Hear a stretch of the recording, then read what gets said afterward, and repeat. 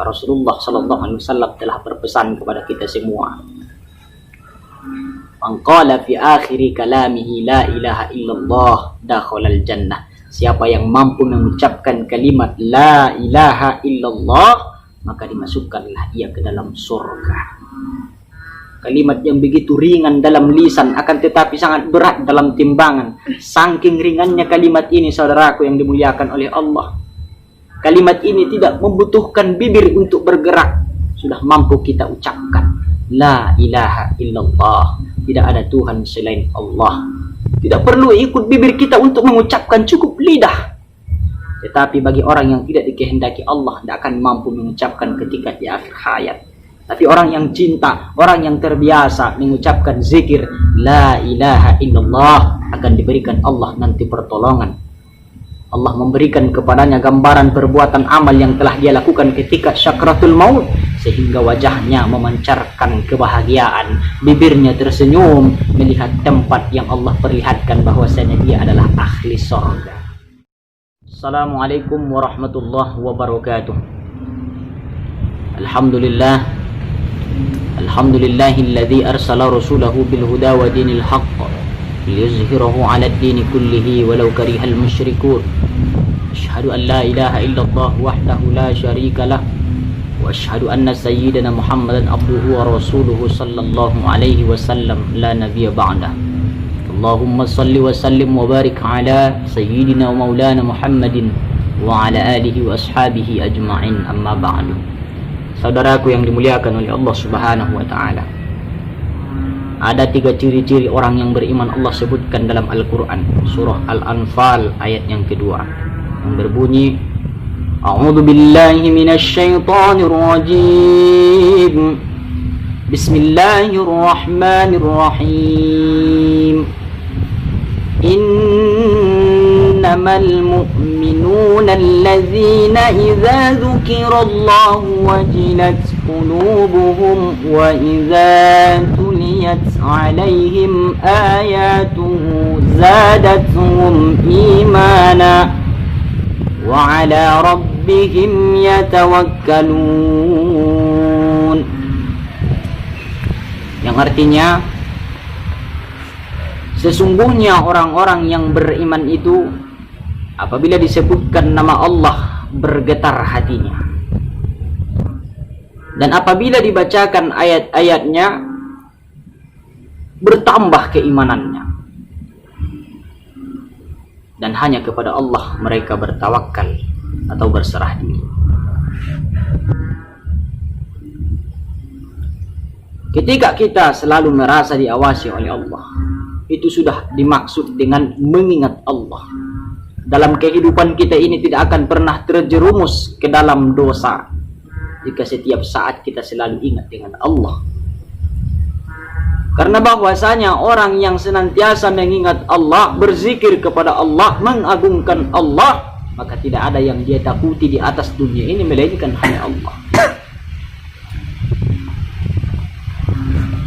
Tidak ada yang dia takuti, jiwanya tenang, hatinya adem, tidak ada rasa sifat iri, tidak ada dengki, tidak ada rasa sombong.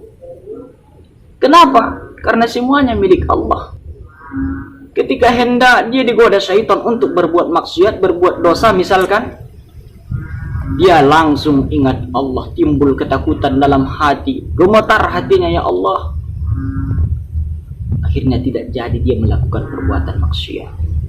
Tenang hatinya, tenang jiwanya, tidak ada kegelisahan dalam raut wajahnya. Kenapa? Allah sudah sebut dalam Al-Quran, ala bidzikrillah tatma'innul qulub. Ketahuilah bahwasanya dengan berzikir mengingat Allah menenangkan hati, menenteramkan jiwa. Yang mana orang yang selalu ingat dengan Allah ini tentram jiwanya, tidak ada kegelisahan dalam hatinya, sampai dia nanti ketika syakratul maut Allah panggil dia dengan kalimat-kalimat yang menyenangkan jiwanya, sebagaimana disebutkan dalam Al-Quran, ya ayyatuhan nafsul mutmainnah, wahai jiwa yang tenang, irji'i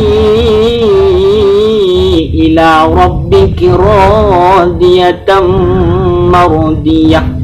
Kembalilah engkau kepada Tuhanmu dengan diridhoi. Allah ridho kepadanya disebabkan dia selalu ingat dengan Allah, dikarenakan kecintaan kepada Allah.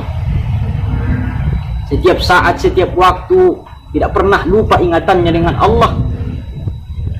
Maka ketika dia dipanggil dia dengan kalimat nafsul mutmainnah, jiwa yang tenang. Adkhuli fi ibadi wadkhuli jannati.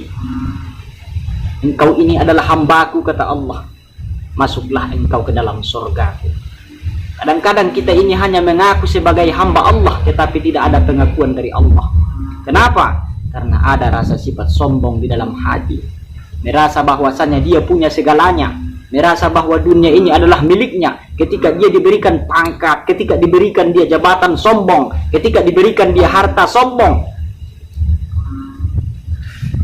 Maka Allah benci dengan orang-orang yang sombong. Maka orang-orang yang beriman itu dimanapun dia berada, kapanpun, selalu ingat dia dengan Allah Subhanahu wa ta'ala. Ketika akhir hayatnya, orang-orang yang selalu berzikir mengingat Allah Subhanahu wa ta'ala, maka Rasulullah sallallahu alaihi wasallam telah berpesan kepada kita semua, man qala fi akhiri kalamihi la ilaha illallah dakhalal jannah. Siapa yang mampu mengucapkan kalimat la ilaha illallah, maka dimasukkanlah ia ke dalam surga. Saudaraku yang dimuliakan oleh Allah Subhanahu wa ta'ala, akankah kita nanti mampu mengucapkan kalimat yang ringan tersebut? Kalimat yang begitu ringan dalam lisan, akan tetapi sangat berat dalam timbangan. Saking ringannya kalimat ini, saudaraku yang dimuliakan oleh Allah. Kalimat ini tidak membutuhkan bibir untuk bergerak, sudah mampu kita ucapkan. La ilaha illallah, tidak ada Tuhan selain Allah. Tidak perlu ikut bibir kita untuk mengucapkan, cukup lidah. Tetapi bagi orang yang tidak dikehendaki Allah, tidak akan mampu mengucapkan ketika di akhir hayat. Tapi orang yang cinta, orang yang terbiasa mengucapkan zikir la ilaha illallah, akan diberikan Allah nanti pertolongan. Allah memberikan kepadanya gambaran perbuatan amal yang telah dia lakukan ketika syakratul maut, sehingga wajahnya memancarkan kebahagiaan, bibirnya tersenyum melihat tempat yang Allah perlihatkan bahwasanya dia adalah ahli surga. Saudaraku yang dimuliakan oleh Allah Subhanahu wa ta'ala. Kemudian yang kedua, ciri-ciri orang yang beriman ialah ketika dibacakan ayat-ayat Al-Quran, bertambah keimanan dalam hatinya. Karena bahwasanya Al-Quran yang Allah wahyukan kepada Nabi kita Muhammad sallallahu alaihi wasallam adalah merupakan wahyu al-huda, petunjuk bagi manusia, petunjuk bagi kita supaya kita kenal dengan Tuhan kita. HP ciptaan manusia ada bukunya, ada buku pedoman, buku panduannya. Motor Honda ada buku panduannya. Ciptaan manusia saja ada buku panduannya, apalagi kita. Ciptaan Allah, Allah berikan buku panduan supaya kita tidak tersesat di dunia ini, supaya kita bisa kembali ke kampung yang abadi. Allah berikan Al-Quran kepada kita sebagai petunjuk untuk mengenal Tuhan kita. Tapi karena kadang-kadang kita tidak membaca Al-Quran dengan semestinya, tidak memahami akan kandungan-kandungan yang ada dalam Al-Quran, sehingga manusia terlena dengan dunia, lupa bahwasanya dia akan kembali kepada Allah. Ketika dibacakan ayat suci Al-Quran, tidak akan ada manusia yang berbuat dosa. Kenapa? Allah sudah berfirman dalam Al-Quran, Allahu la ilaha illa huwal hayyul qayyum. Allah itu hidup, tidak akan pernah mati. La ilaha illa huwal hayyul qayyum. La ta'khudhuhu sinatun wa la naum, tidak pernah mengantuk dan tidak pula tidur. Setiap saat, kapanpun dan dimanapun kita diawasi oleh Allah Subhanahu wa ta'ala. Bagaimana kita akan mengenal Tuhan kita tanpa Al-Quran? Allah sebutkan dalam Al-Quran surah Al-Ikhlas, Qul huwallahu ahad, Allahus samad, lam yalid wa lam yulad wa lam yakul lahu kufuwan ahad. Katakanlah Muhammad bahwasanya Allah itu ahad, esa. Allahus samad, hanya kepada Allah tempat bergantung. Lam yalid wa lam yulad, tidak beranak dan tidak diperanakkan. Walam yakul lahu kufuwan ahad. Tidak ada yang setara dengan Allah Subhanahu wa taala. Saudaraku yang dimuliakan oleh Allah Subhanahu wa taala. Al-Qur'an juga sebagai penenang hati yang gelisah, obat bagi hati yang gundah gulana. Wa nunazzilu minal Qur'an ma huwa syifaa'un wa rahmatul lil mu'minin. Bahwasanya kami turunkan Al-Qur'an itu adalah sebagai obat bagi hati yang gelisah, obat segala penyakit. Kemudian yang ketiga, wa ala rabbihim yatawakkalun. Bahwasanya dalam kehidupan ini senantiasa selalu berserah diri kepada Allah. Yang namanya orang beriman pasti Allah berikan ujian dan cobaan. Karena bahwasanya dalam Al-Qur'an Allah sebutkan, ahasiban nas ayyutraku ayyaqulu amanna wa hum la yuftanun.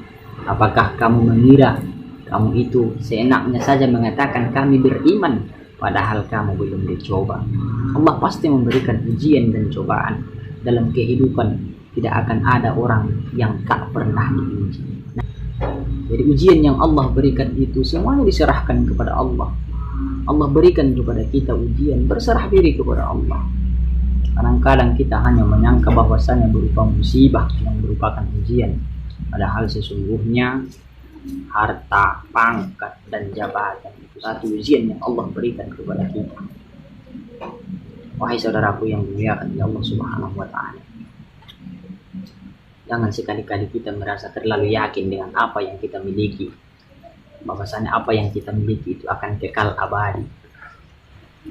Kadang-kadang kita lupa, karena kan kita punya jabatan, kita terlalu bangga dengan jabatan yang kita miliki, terlalu yakin dengan harta yang kita punya, sehingga kita melupakan Allah. Setiap masalah, musibah yang kita miliki serahkan kepada Allah. La yukallifullahu nafsan illa wus'aha. Tidak ada cobaan dan ujian yang Allah berikan kecuali orang tersebut telah mampu untuk menerimanya, yang senantiasa selalu sabar dalam kehidupan, menerima segala ujian yang Allah berikan. Itulah makna daripada tawakal, berserah diri kepada Allah. Mudah-mudahan kita termasuk orang yang berserah diri, karena mari sama-sama kita